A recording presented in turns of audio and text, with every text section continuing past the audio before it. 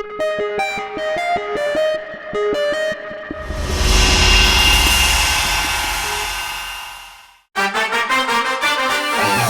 two, three, four, five, six, seven. Being with buddies is being in heaven. Seven are the colors, seven are the chords. When we together, stronger than a sword. याद आएंगी हमें वो घर और गलियां, झगड़े थे जहाँ जहाँ थी प्यारी दुनिया। भूलेंगे न हम तुमको यारो, रूठेंगे न हम तुमसे यारो। याद आएंगी हमें वो घर और गलियां, झगड़े थे जहाँ जहाँ थी प्यारी दुनिया। भूलेंगे न हम तुमको यारो, रूठेंगे न हम तुमसे यारो। अब तक आपने देखा कि राज, इरफान और बाकी दोस्त जो सिर्फ एग्जाम से बचने के लिए थिएटर प्ले में पार्टिसिपेट करना चाह रहे थे, अब धीरे धीरे इस मौजू के रंग में घुलते जा रहे हैं। वो सबीना को 5 मुजाहिदे आज़ादी पर नोट्स लिख कर देते हैं। उधर जमील दूसरे कॉलेज में इसी मौजू पर हुए प्ले की स्क्रिप्ट लेकर आता है। पर मुश्ताक को जब ये पता चलता है कि इस स्क्रिप्ट को अवार्ड मिला है, तो वो फिर ये स्क्रिप्ट सबीना मैडम को नहीं देता, बल्कि वो कॉलेज के प्रेसिडेंट के पास मदद के लिए जाता है।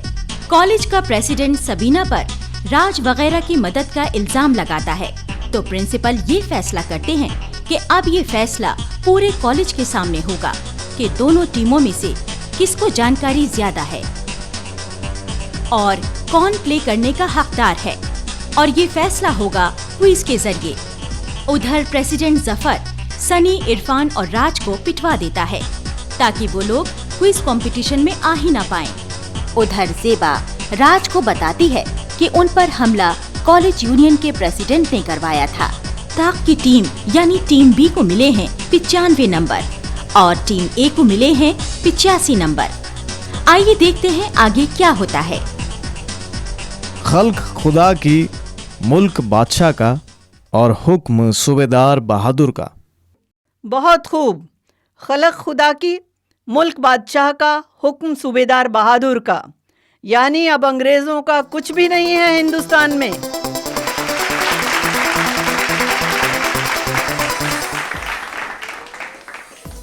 ये मैसेज था इस नारे में। इस सही जवाब के साथ टीम बी फिर से आगे बढ़ गई है, 95 अंक।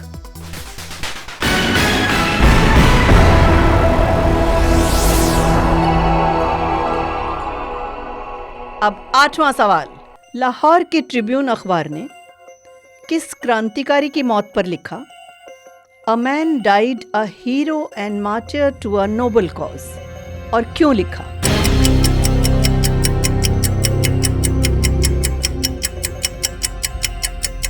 ₹64 दिनों तक लाहौर जेल में जतिन दास बिना खाए पिए अपने हक के लिए अपना एतराज जताते रहे और अंग्रेजों की जेल से आजाद हो गए। जतिन दास। बिल्कुल ठीक।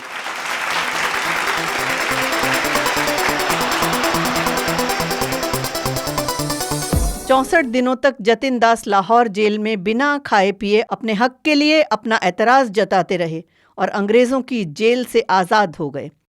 और इस सही जवाब के साथ दोनों टीमें बराबरी पर आती हुई। बहुत खूब।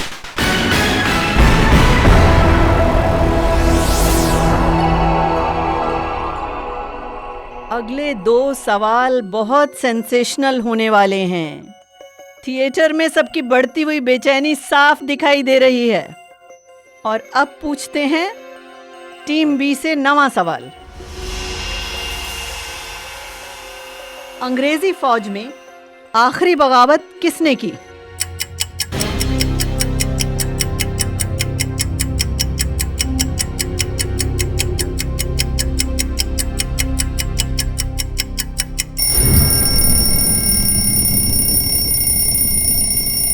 टीम बी, आपका वक्त खत्म। सही जवाब था रॉयल इंडियन नेवी। अब भी दोनों टीमें हैं बराबरी पर।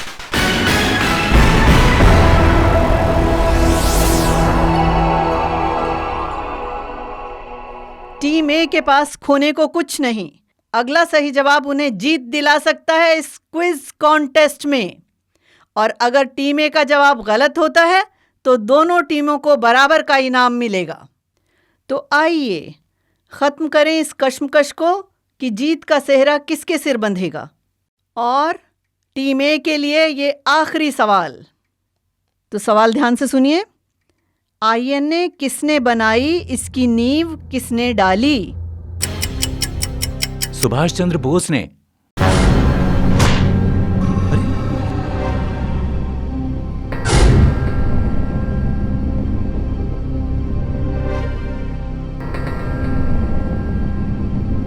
गलत जवाब। ये सवाल तो इन्हीं का था ना? हाँ, पता नहीं। राज, इसका जवाब तो हम सबको मालूम है। अरे ठीक किया राज ने। वैसे भी हम अकेले इस प्ले को अंजाम न दे पाते। मुकाबला बराबरी पर छूटा।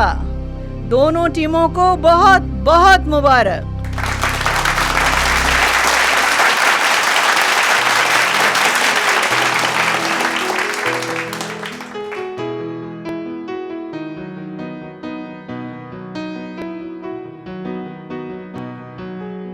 हाजरीन, मुकाबला बराबर रहा। दोनों टीमों को बराबर के इनाम दिए जाएंगे और इनाम के बाबत आपको बताएंगी मैडम सबीना। हाजरीन, आज के इस क्विज प्रोग्राम में शिरकत के लिए हम तहे दिल से आपका शुक्रिया करते हुए एक इत्तला और देना चाहते हैं। हमारे कॉलेज में एक थिएट्रिकल प्रोग्राम ऑर्गेनाइज किया जा रहा है, जिसे ये दोनों टीमें और इनके साथी तालिब इल्म ऑर्गेनाइज करेंगे। मेरी गुजारिश है कि आप 14 अगस्त को हमारे थिएट्रिकल प्रोग्राम को देखने आएं, जिसका उन्वान है कारवाने आज़ादी। आपके आने से हमारे तालिब इल्मों की हौसला अफजाई होगी। शुक्रिया।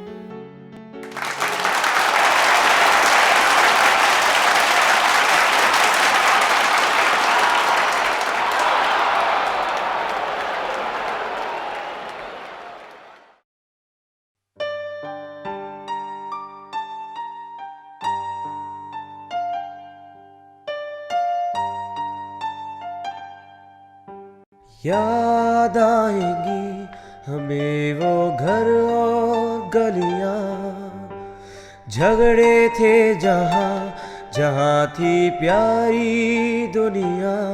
भूलेंगे ना हम तुमको यारो, रूठेंगे ना हम तुमसे यारो।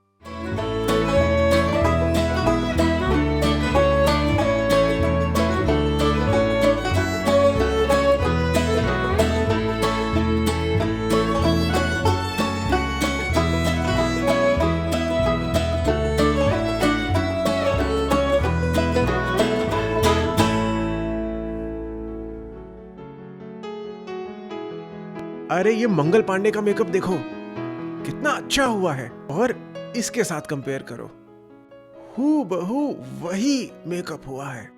अरे वाह, वेरी गुड यार, वेरी नाइस।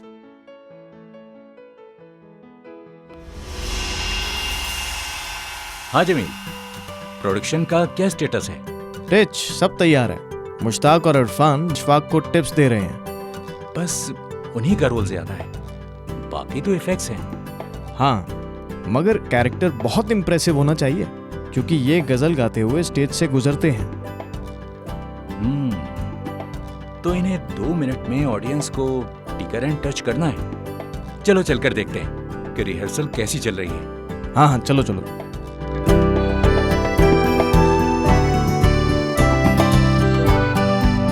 इनका कहने का मतलब है कि आप इतना तेज ना चलिए, वरना आप ऑडियंस के व्यू से बाहर हो जाएंगे और तब तक गजल खत्म नहीं होगी। शादी करने नहीं जा रहे, थोड़ा धीरे चलो। मैं सोचता हूँ ये सेंटर स्टेज में कुछ पल रुक भी सकते हैं, ठीक कहा तुमने। आप ऐसा कीजिएगा, जब आप स्टेज के सेंटर में पहुंच जाए तो आप वहीं पे रुक जाइए और वहां पे अपनी गजल पूरी कीजिए। उसके बाद हम आपकी स्पॉटलाइट ऑफ कर देंगे। वक्त हो चला है पर्दा उठने का।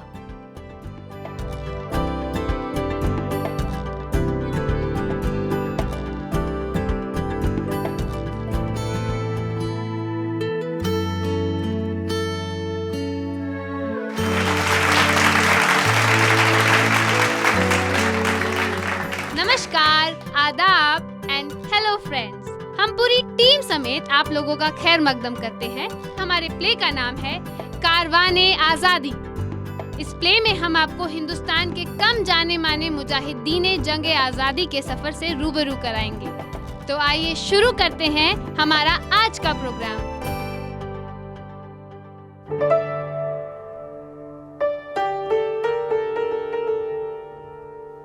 लम्हों ने खता की, सदियों ने सजा पाई।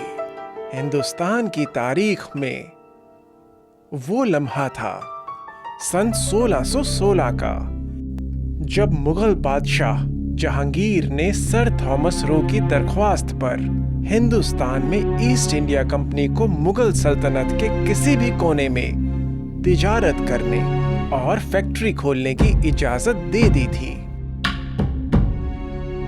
ईस्ट इंडिया कंपनी ने तिजारत के लिए मंसूब जगहों को किलों में बदलना शुरू कर दिया।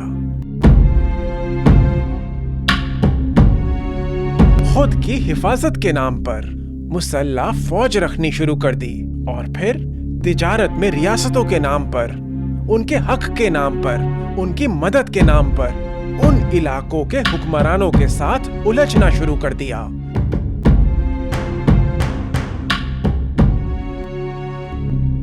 और जब जब जहां जहां का हुक्मरान कमजोर होता चला गया, अंग्रेज वहां वहां पर काबिज होते चले गए।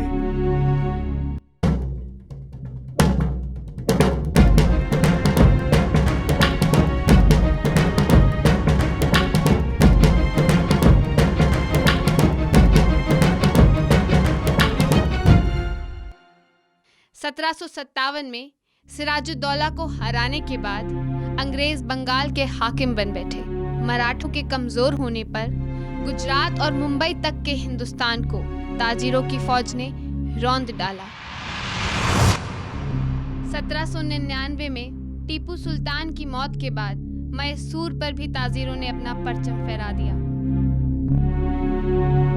1803 में मुगल बादशाह शाह आलम II को हराने के बाद अंग्रेजों का सिक्का पंजाब को छोड़कर पूरे हिंदुस्तान पर चलने लगा।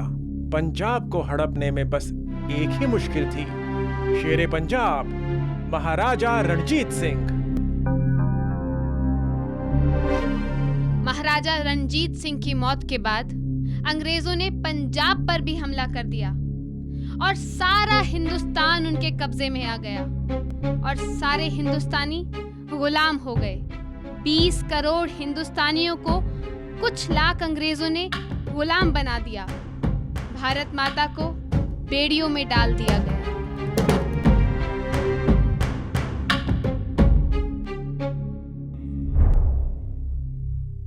और गुलाम हिंदुस्तान पर अंग्रेजों के जुल्म बढ़ते गए। अंग्रेज हिंदुस्तान की दौलत लूटकर इंग्लिस्तान भेजने लगे।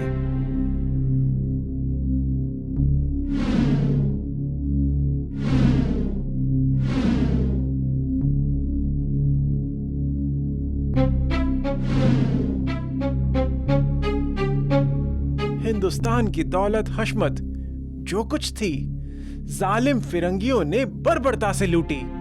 वो लोग यहाँ से कच्चा माल इंग्लैंड भेजते और बना हुआ सामान यहाँ के लोगों को वापस महंगे दामों पर जबरदस्ती बेचते।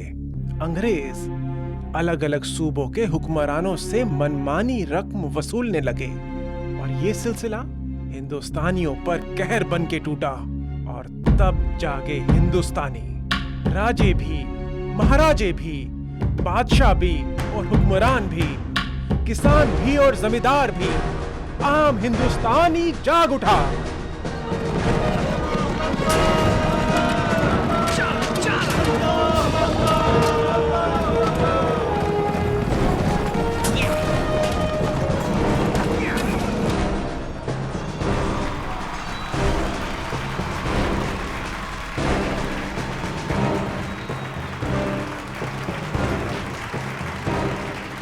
मैं अकेला ही चला था जानिबे मंजिल, मगर लोग साथ आते गए, कारवां बनता गया। कारवाने आज़ादी यानी अर्ज़ी वतन की राह पर चलने वाले आज़ादी के दीवाने हजारों लाखों थे। कुछ जाने माने, कुछ कम जाने और कुछ गुमनाम अनजाने। सब ने इलाकाई, नस्ली, मजहबी और जात बिरादरी के फर्क को मिटाकर अंग्रेजों के खिलाफ जंग छेड़ दी। हिंदुस्तानियों को आजाद करवाने की जंग, ताजिरों को मार भगाने की जंग।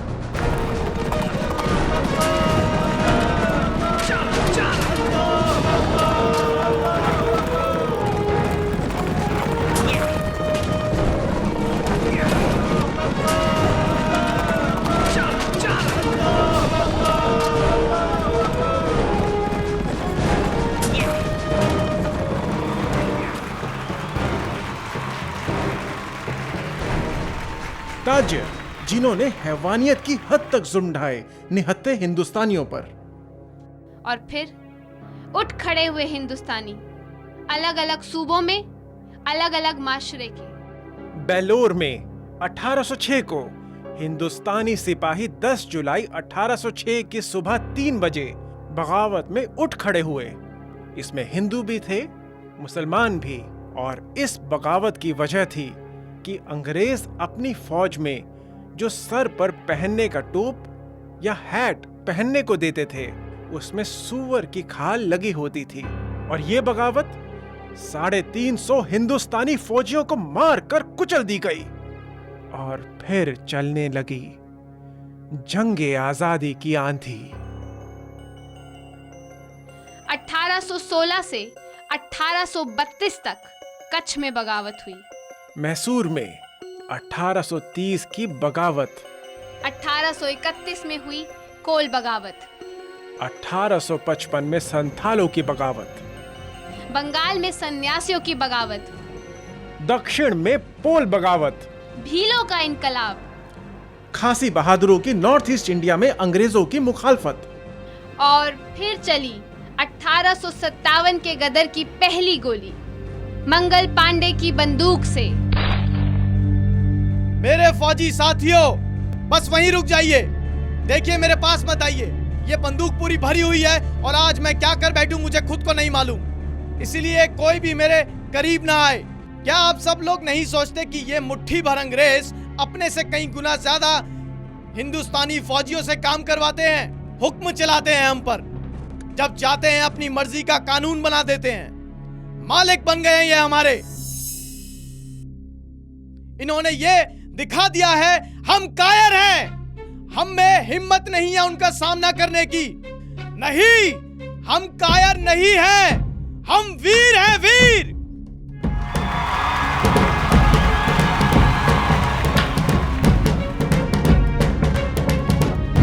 हमारा इतिहास बताता है, फिर इंतजार किस बात का है। उठो साथियों, हम हथियार बंद हैं, चलो मेरे साथ। हम अभी क्रांति का ऐलान करते हैं और इन सब अंग्रेजों को मार देते हैं और आज ही अपने मादरे वतन को इन अंग्रेजों के चंगुल से आजाद करवाते हैं। आओ मेरे साथ, चलो। भारत माता की जय, भारत माता की जय, भारत माता की जय। और फिर मंगल पांडे को बेईमानी से गिरफ्तार कर लिया गया। 8 दिनों तक मुकदमा चला और फिर उनकी पलटन के सामने ही उन्हें फांसी दे दी गई।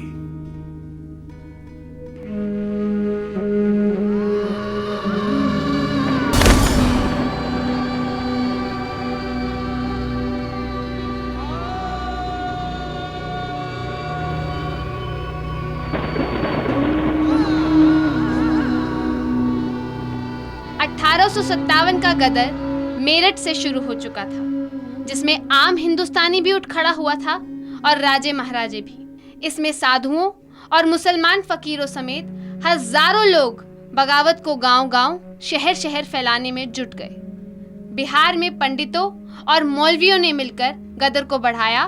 1857 के इनकलाब की तैयारी चुपके चुपके शुरू हुई। इसका निशान था रोटी और कमल का फूल। एक गांव से दूसरे गांव तक रोटी और कमल का फूल सफर करने लगा, जिसका मतलब था कि वो गांव बगावत के लिए तैयार था और अंग्रेजों की फौज में सिर्फ कमल का फूल एक पलटन से दूसरी पलटन तक पहुंचने लगा।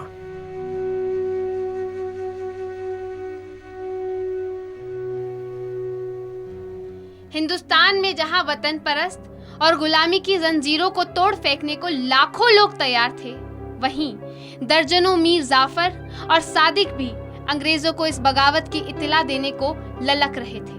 अंग्रेज संभल चुके थे। अंग्रेज अपनी तोपें, नई किस्म की बंदूकें और दूसरे असले के साथ इस बगावत को कुचलने के लिए तैयार थे और इधर हिंदुस्तानी भी पूरे जोश में थे। एक नारा सबके लबों पर था, खल्क खुदा की, मुल्क बादशाह का और हुक्म सूबेदार बहादुर का। और फिर मेरठ से शुरू हुई फौजी बगावत पूरे मुल्क में फैल गई। पर गद्दारों की वजह से, यूनिटी ना होने की वजह से और कई और वजह से आजादी नहीं मिल पाई। रानी लक्ष्मीबाई जैसे जंगजू लड़ते लड़ते शहीद हुए। तात्या टोपे को फांसी का हुक्म दिया गया और जाबाज तात्या ने खुद अपने गले में फांसी का फंदा डाला और मौत को चूम लिया। आखिरकार तरबियत याफ्ता और नए हथियारों से लैस अंग्रेज और उनके वफादार फौजी इस गदर को कुचलने में कामयाब हुए। जाबाज तांतिया की फांसी के बाद 1857 का गदर भी खत्म हो गया। नॉर्थ ईस्ट की आदिवासी नेता गेडिन लियू, जिसने आदिवासियों को मुत्तहिद किया, उसे कैद कर लिया गया। बादशाह बहादुर शाह जफर को कैद करके रंगून भेज दिया गया। अंग्रेज इस बगावत को दबाने के बाद इससे लिए सबक पर अमल करने लगे। झांसी, अवध, जहां हिंदुओं और मुसलमानों के ताउन को देखकर अंग्रेज सख्ते में थे, और साथ ही साथ बिहार में पंडितों और मौलवियों ने जंगे आजादी में जो गदर मचाया, जिस शिद्दत के साथ लोगों में जोश भरा, उसे देखकर अंग्रेजों ने एक फैसला किया। और फैसला था कि अब हिंदुओं और मुसलमानों में फूट डाली जाएगी। अब हिंदुओं और मुसलमानों को एक दूसरे का दुश्मन बनाया जाएगा।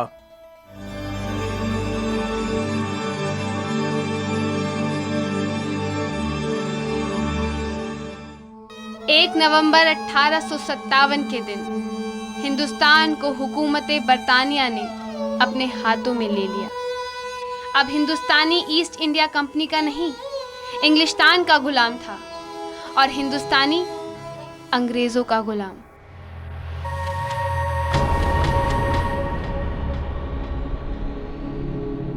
और इसके कुछ वक्त बाद वतन परस्ती का दौर शुरू हुआ। एक नरम दल और एक गरम दल, यानी रेवोल्यूशनरीज, जो सोचते थे आजादी सिर्फ अंग्रेजों को मार कर ही ली जा सकती है।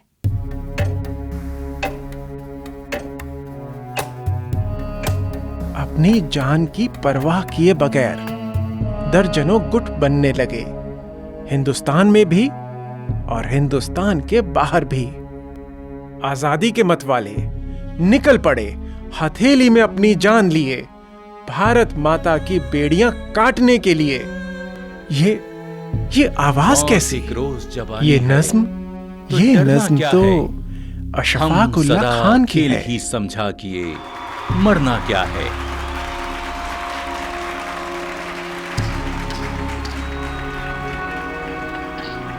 मौत एक रोज जवानी है तो डरना क्या है।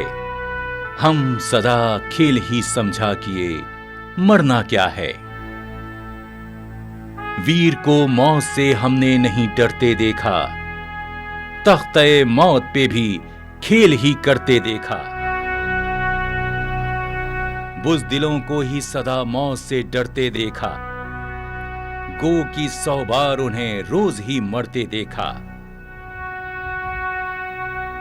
वतन हमेशा रहे शादकाम और आजाद, हमारा क्या है अगर हम रहे रहे ना रहे। जिंदगी बादे फना तुझको मिलेगी हसरत, तेरा जीना तेरे मरने की बदौलत होगा। अपना ये अहद सदा से था कि मर जाएंगे, नाम मां तेरे उश्शाक में कर जाएंगे। बहुत ही जल्दी टूटेंगी गुलामी की ये जंजीरें, किसी दिन देखना आजाद ये हिंदुस्तान होगा।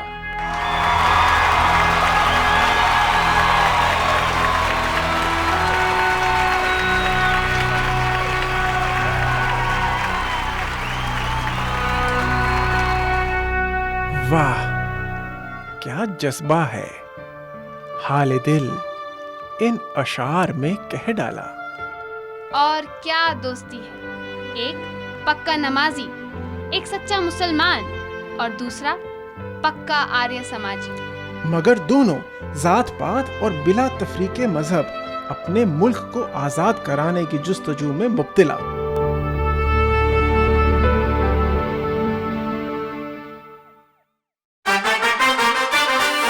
1, 2, 3, 4, 5, 6, 7. Being with bodies is being in heaven. 7 are the colors, 7 are the cause. When we together stronger than a sword. याद आएंगी हमें वो घर और गलियां, झगड़े थे जहाँ जहाँ थी प्यारी दुनिया, भूलेंगे न हम